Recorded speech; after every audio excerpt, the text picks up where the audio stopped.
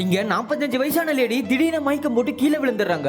அவங்கள ஹாஸ்பிடல் கூட்டிட்டு போய் செக் பண்ணி பார்த்தா அவங்க பிரெக்னண்டா இருக்க விஷயம் தெரிய வருது. பக்கத்து வீட்டுக்காரங்களாம் இந்த வயசுல உனக்கு குழந்தை தேவையடி சொல்லிட்டு அவங்கள கஷ்டப்படுத்துறாங்க. இவங்க வெளியே போனாலே இவங்களை எல்லாரும் இந்த விஷயத்த வச்சு கலாய்க்கிறாங்க. சோ இதுக்கு மேல இங்க இருந்தா பிறக்க போற நம்ம குழந்தையும் கஷ்டப்படுத்துவாங்கன்னு நைட்டோட நைட்டா அந்த ஊரை விட்டு கிளம்பிடுறாங்க. ஆனா இவங்களுக்கு போற வழியே பிரசவ வலி வருது. அப்ப பஸ்ல இருக்க ஒரு டாக்டர் தான் பஸ் உள்ளே வச்சு பிரசவம் பாக்குறாங்க.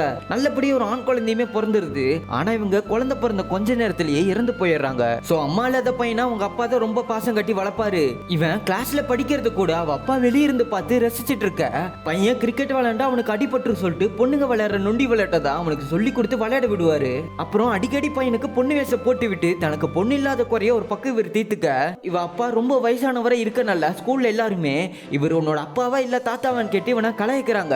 ஏதாச்சும் பொண்ணு இவனை பிடிச்சி போய் ப்ரொபோஸ் பண்ண வந்தா கூட அவன் உனக்கு அண்ணா மாதிரிமான்னு சொல்லி அந்த பொண்ணு கையாலேயே அப்பா ராக்கி கட்ட வச்சிடறாரு. இதுக்கு மேல அப்பா கூட இருந்தா வேலைக்கு ஆகாது சொல்லிட்டு காலேஜ் வெளியூருக்கு போய் படிக்க ஆரம்பிக்க அங்க இருக்க ஒரு பொண்ணை பார்த்ததுமே உனக்கு ரொம்ப பிடிச்சு போயிடுது. சோ இதுக்கப்புறம் அந்த பொண்ணு பின்னாடியே சுத்த ஆரம்பிச்சிடறான்.